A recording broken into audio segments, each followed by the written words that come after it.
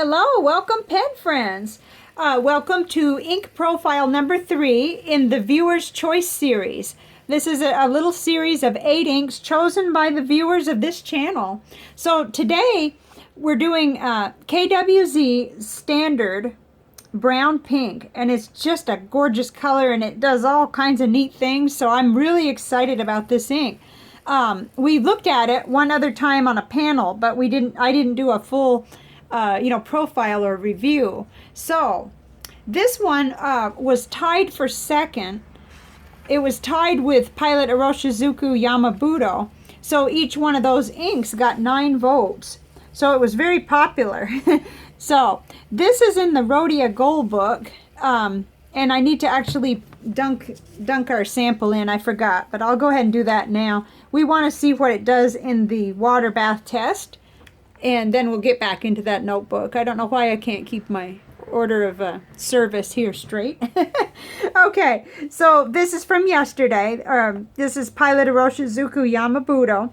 You lost all the color, but you can still read what was put into the water bath. So that's pretty incredible. It's not pretty anymore, but you would actually be able to read what you wrote. So I thought we'd want to see that. Okay, back to our regularly scheduled item here. Now, this, I had a little trouble finding it available. So I'm wondering if I was just not seeing everything. Maybe there's some more places, but I did finally find the larger bottle at Pen Chalet, the 60 ml for $15. And they also have a sample of 4 ml for $2.75. Then I went back in to check because Anderson is my normal Anderson pens. I go there for KWZ inks, but they still had the sample, $2 for a 3 ml. But they had actually lowered their bottled ink to $10.50 or $10. So it's completely out, and I put my name in for an email for when they get it back in. So pretty popular ink must be because yeah. So I just absolutely love it. Here it is on the little Tomoe River paper. Let's see if we can get it to... it did come across pretty dark on there, but we're going to see a variety of how it acts on different papers. My impressions are I just love it. So hopefully I can be a little bit, neutral about it, but it's hard to be, so you know that it's my opinion. But I love it on watercolor paper so much, and then it is such a nice dark pretty ink, and it comes across nice for letter writing too. It's like a dark plum, really. Right here right now you're seeing it almost brown or real dark, but we're going to see that variety, I think, come through, and it just flows real beautifully. And the KWZ inks are made in Poland, and it's said on the internet since 2012, so pretty neat. Let's get into a couple more notebooks. This one is the Cafe Note from Nanami Paper Company, and it's got Tomoe River paper in it. This is my daily journal. And it does darken a little bit more in this particular paper. You're seeing kind of what I can give you with the natural light and with a little bit of boost from overhead. But it looks nice, and there's a lot of shading. Let me hold that right up. See if we can get it. There's a lot of shading on your T's and tops of some of the letters, and I like it. It flows really smoothly. It's incredible. So, and everything is going really well.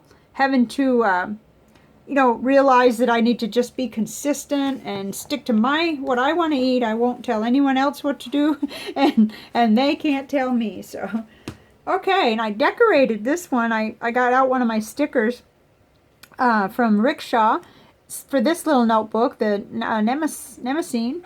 I love how the inks are all appearing in here. Now, if you notice, this paper seems to produce kind of a brighter, you could see more of what I would call the plum or the purple. It just really does. Let me get that other one back out again. Might as well just put them kind of side by side and see what that does for us. Okay, so it's a little awkward to do, but I don't know. I just kind of feel like it's a little bit brighter on this paper. I really am loving that paper. That's going to be a whole study for me because I can definitely see myself enjoying this kind of paper. I know it's quite pricey, but It's really, really high quality, and I like it better than the Clairefontaine, personally. So, and I'm ongoing with the Give Inky Thanks project with Ink Journal. I forgot to put their little tag yesterday, so that's that really came across nicely. That you can see the actual color of the ink. I think it's coming across quite well. So, okay, so now on to papers. Tomoe River paper, 52 gram. Looks nice on there. Darkens quite a bit, but I still see shading here and there, and it's good. Leuchtturm. There's Leuchtturm 1917, and what I noticed today was it did not bleed through or even try to bleed through the way the Pilot ink did yesterday. But we did see that Pilot ink stayed on the paper better. So there's always a trade-off. Whenever you get even some water resistance, you run into a little more bleed through, but not with this one, not with the KWZ standard brown pink. So nice. And here we are in Clairefontaine. Sometimes inks will feel dry on this paper to me, but this one didn't. It flows real beautifully. Looks quite dark, but you're getting a little bit of darkening from the camera and the lighting, so keep that in mind. I do really recommend the sample. And both Anderson and Pen Chalet have samples available. So here's Rhodia Dot Pad 80G. I always like the ink on this paper. It's nice. Nice and smooth. Okay, and then it lightens up just a little on CVS caliber paper. Kind of lightens and thins it out just a little bit, but it's hard to see on camera. Darn it, I wish it was a little easier. Okay, and then last but not least, here's Office Depot college ruled paper. And it looked really good on here. And let's turn it over and just make sure.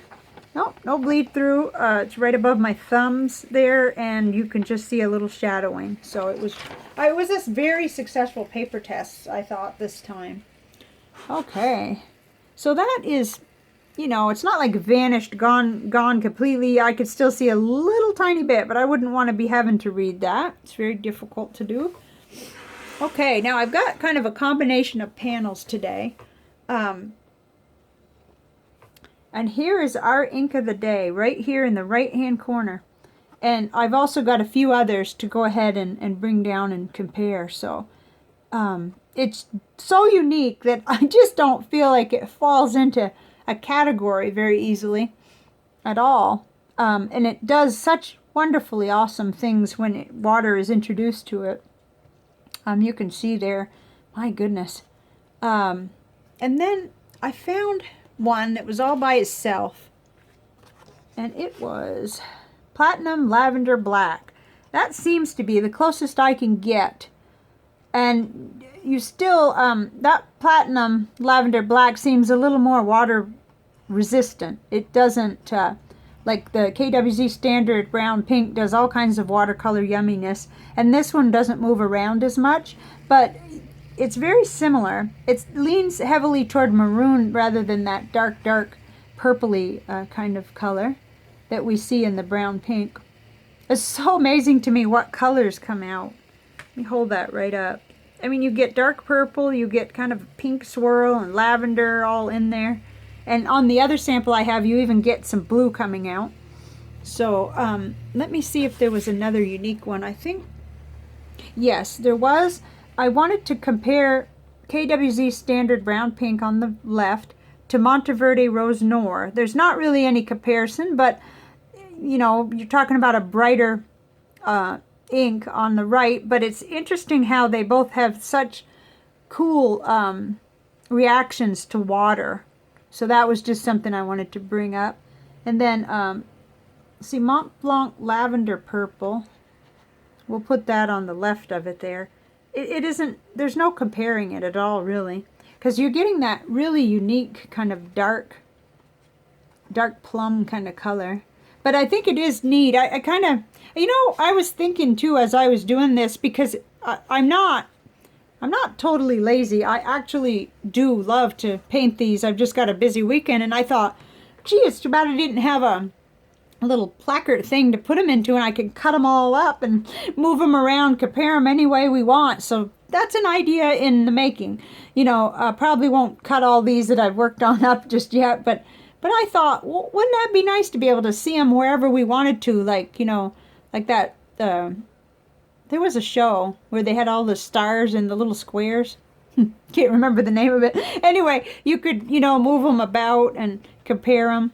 But this was really a lot of fun to look at, and I couldn't find anything that really is the same. So, but that's just a mark of a very nice ink.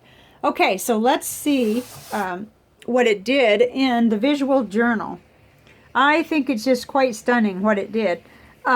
I have another sample too that I did a while back when we were comparing it with another ink, but I did a brand new you know, playtime here on the visual journal. I hope you can see how that blue is appearing at the edges there, all along the edges. Let me hold it up. Well, now we're getting a little shadowing. It's that time of day. But there's blue, there's lots of rose and pink and lavender and darker plum colors that come out.